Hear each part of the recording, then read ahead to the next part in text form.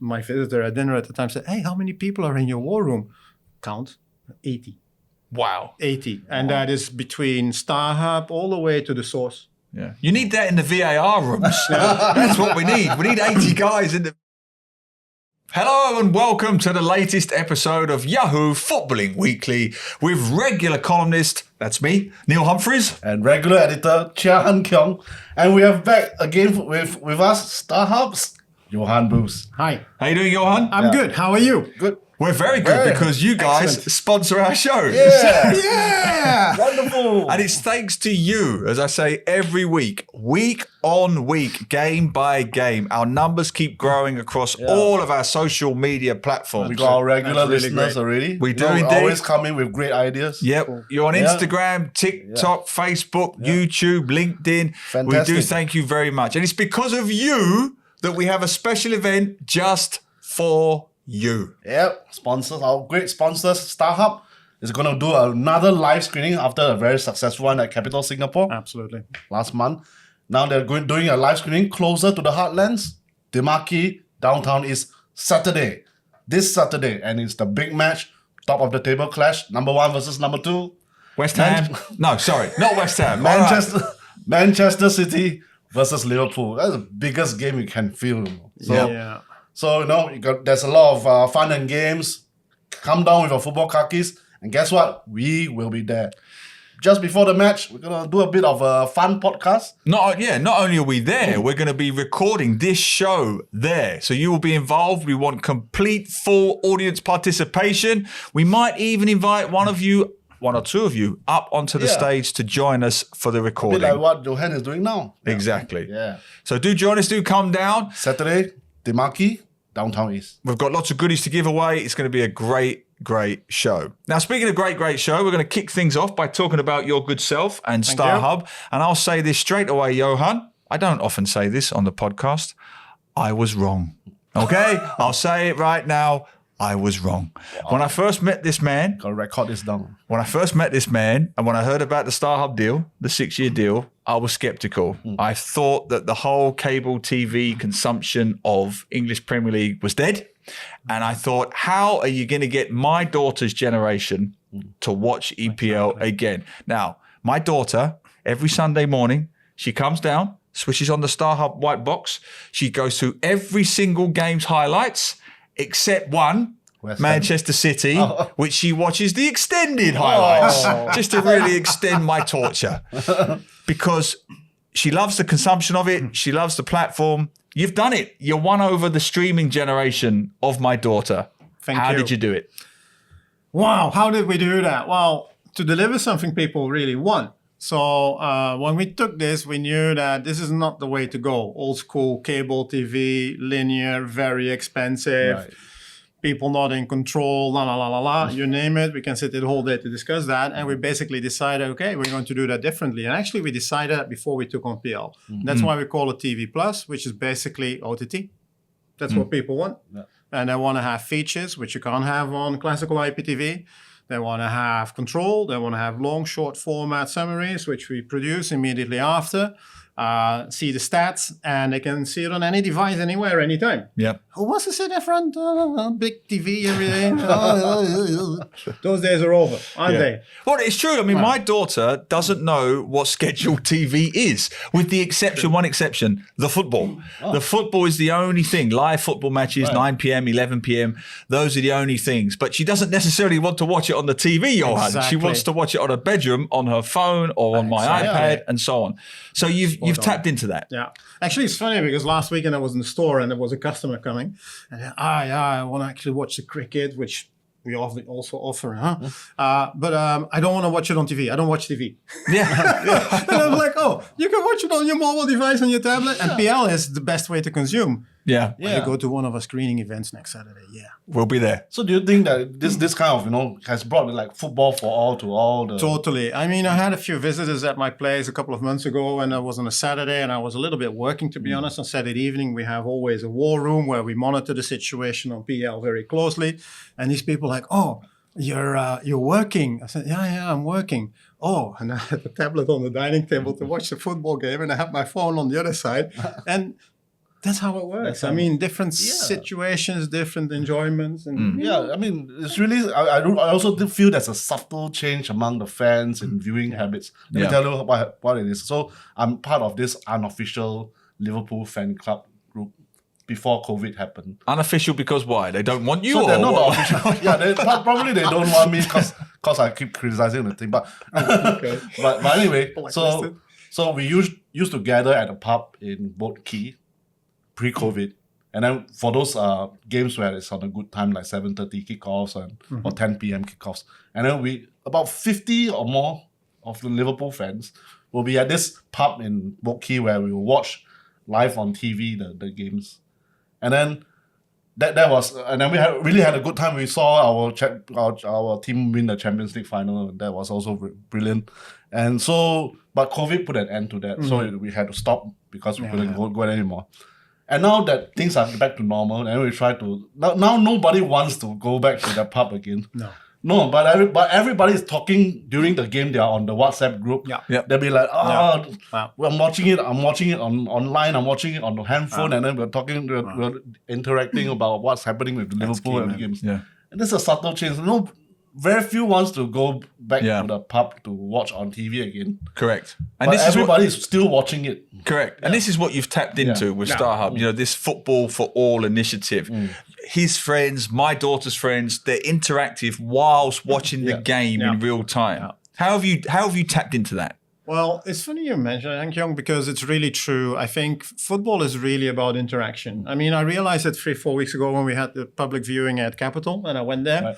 And the cheer of the crowds when there is a goal and the interaction and just the enjoyment of watching something together, that was physical, is really, truly, that was impressive. But like you said, I think a lot of people don't have necessarily the time or can afford going anywhere because of all kinds of obligations. They want to watch from home conveniently, but then the interaction, the sharing of information, views, and everything around that.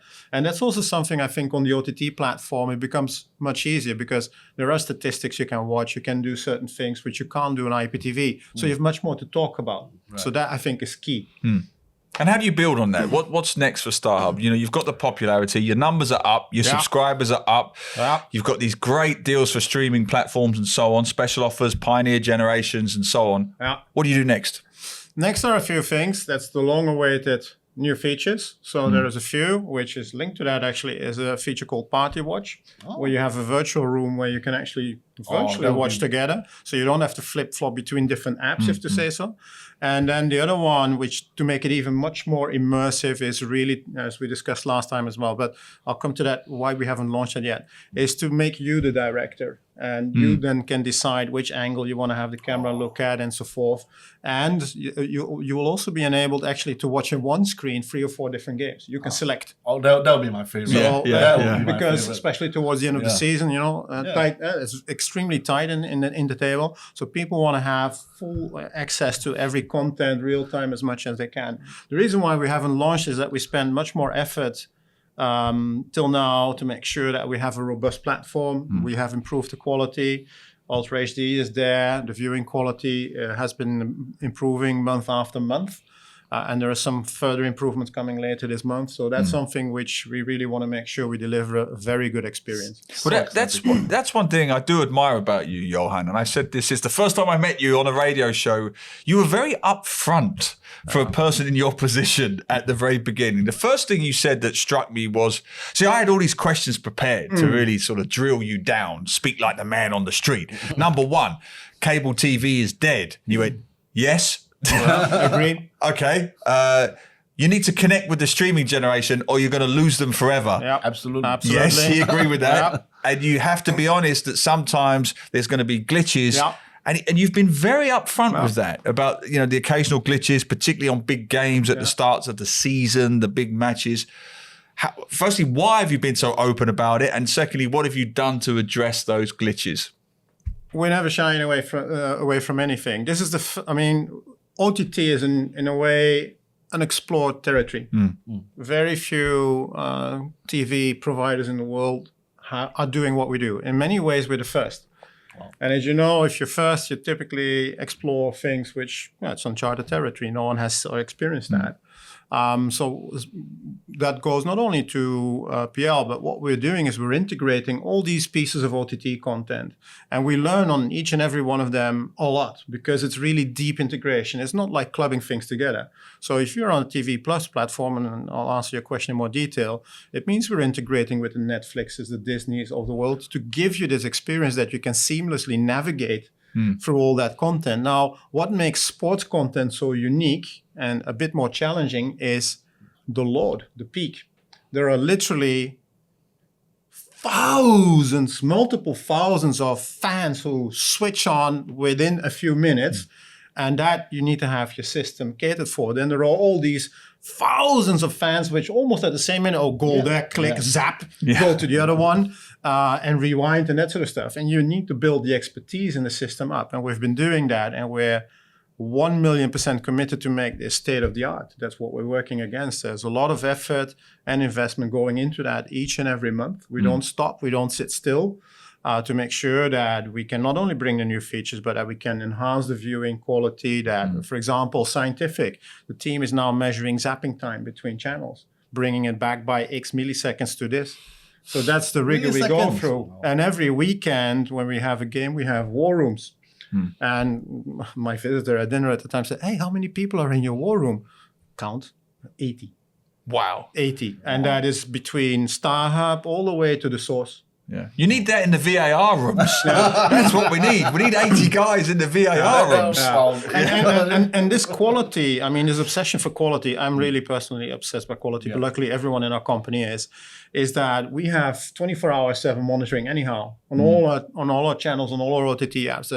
If you ever want to see it, let me know. There's this huge, almost feels like a NASA cockpit center, big wall with screens. And it's with all the parameters, the data. And even in the war room, we see parameters per data. How many concurrent streams, how many this, how many that. So you see immediately what's going on. And if you see those numbers, then sometimes you really realize, whoa, that's extraordinary. Huge. This is huge. Massive investment into excellence. You know, it's technology, right? So sometimes things can go wrong. But for everything we know which can go wrong, we have redundancy, we backup system.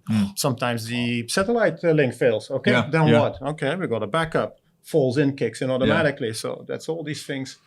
Well, that's a fascinating. That is fascinating behind it. Johan's insight, because in the past, with a cable TV or terrestrial TV platform, you didn't really know what the consumer wanted. No. You could guess, right? You could guess, but you didn't know. You couldn't go to advertisers and say they want this, they want that, because you didn't really know. No. Now with the technology and your war rooms and your measuring of milliseconds here and who's watching what and when, you know exactly for the first time actually in TV consumption history, you literally know what every Singaporean wants. Yeah. So what do they want? What do Singaporeans want? You could actually answer that question based on the research you've been seeing. What is it that Singaporeans really want from the EPL product? A few things. Obviously, we can see the big clubs and the fan base. Yep. So they want to see those games real time with the stats. They want to be able to compare that simultaneously if there's other games ongoing. Some games which are happening late in the night. In some certain situations, we have more people in very early morning quickly check the short and the long format summaries. So we see a big spike. So that's obviously something customers want. And that wasn't there before. It's brilliant. It wasn't there before, guys. This is all new. And then, of course, very close to many people's heart in Singapore, the price. Yeah. So we've launched Pioneer offer, $12 something. Wow. I was in the store twice last week we have this program just to learn. So I always go there and you learn every time. And that's what people want. The other thing which people want is coming to the earlier discussion. People want to be independent on what device they can watch it. Yep. They don't want to stuck. Some people have probably a fight at home with their wives so that are not allowed to watch on the big TV. So they sit nicely on their little tablet in the bedroom somewhere in the corner. In their toilets watching it. But for them it works because they got the app, they got everything. So seamless. And even I did it yesterday because I also got banned from watching Formula One. So I quickly go to my phone put it in there. Okay, I can watch. Brilliant.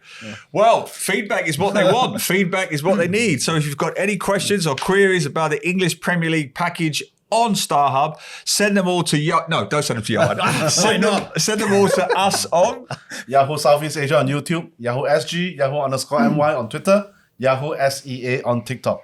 Now, something you will have an opinion on. Everton.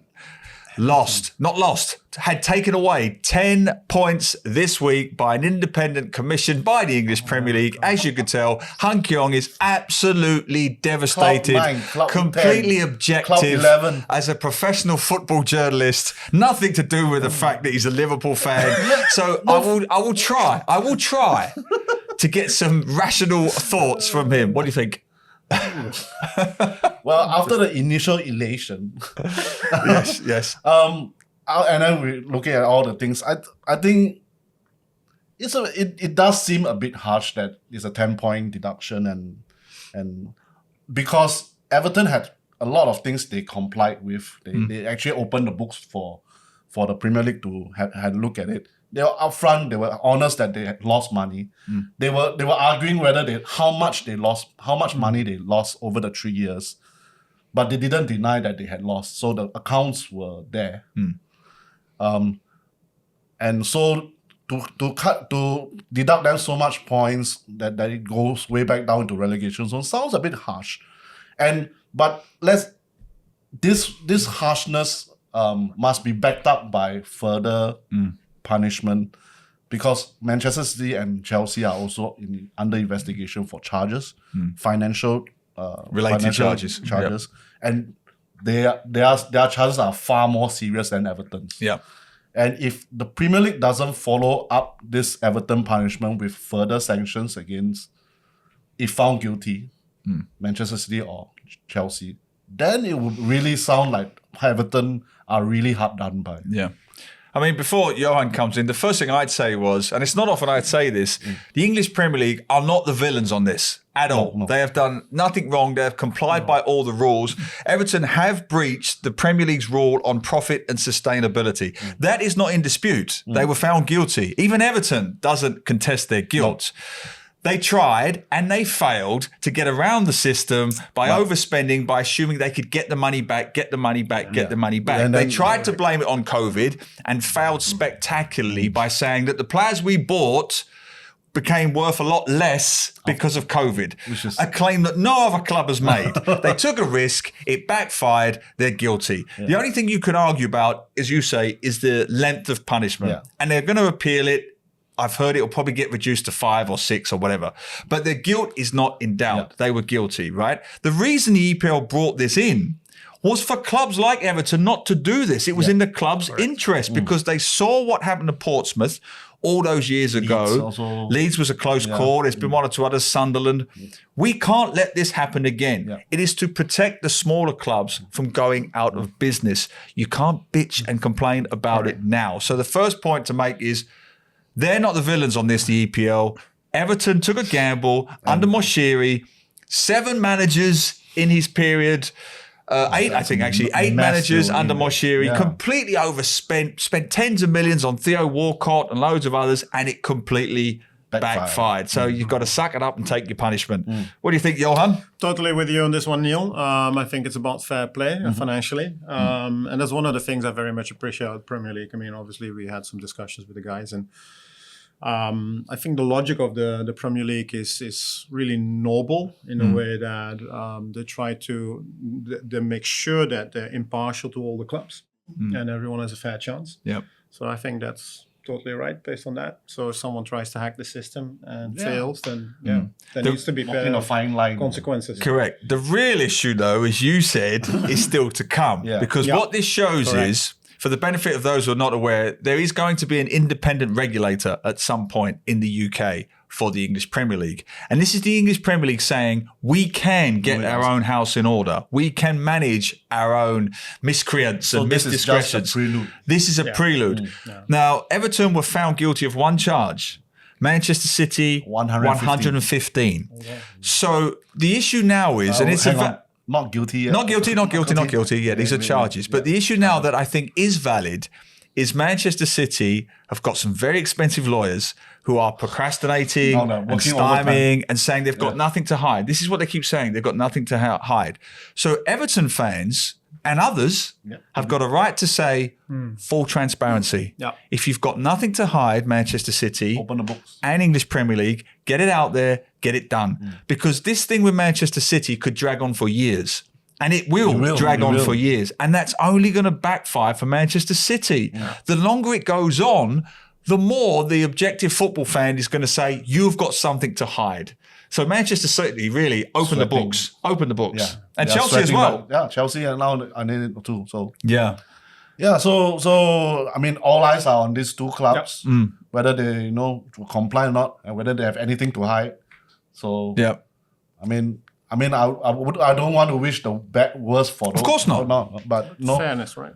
This is the litmus test for them. I mean, Everton have been found have been punished, and how Manchester City and Chelsea deal with the subsequent investigations, and how Premier League deals with them will say a lot about how they're gonna let this financial fairness thing carry on. 100%. And the one last thing I'll say about Manchester City is Manchester City fans are not the villains. Manchester City players are not the villains. Manchester City's management and coaching staff are not the villains. They have come together and produced the greatest English football side I have probably ever seen in my lifetime.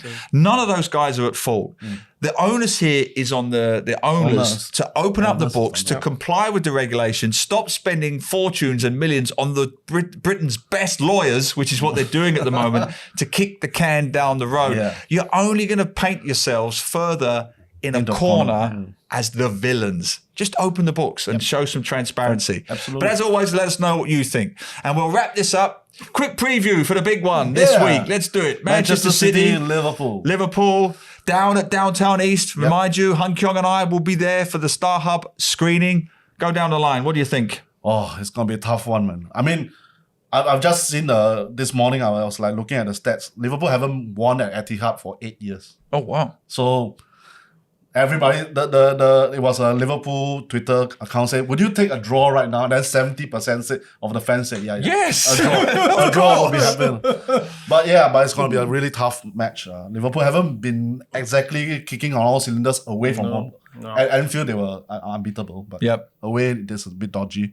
So hopefully the midfield can sort of take some control because they are up against it with Grealish, Foden, especially Bernardo Silva, who's playing out of his mind. Fantastic. Right now. So I'm looking at Dominic Szoboszlai. I'm looking at Alex McAllister. Who's back? Yeah, who's back. I'm looking at them to try to control the midfield, stymie them. And maybe I'll be satisfied with a draw, but maybe still a goal, a 1-0 win, maybe.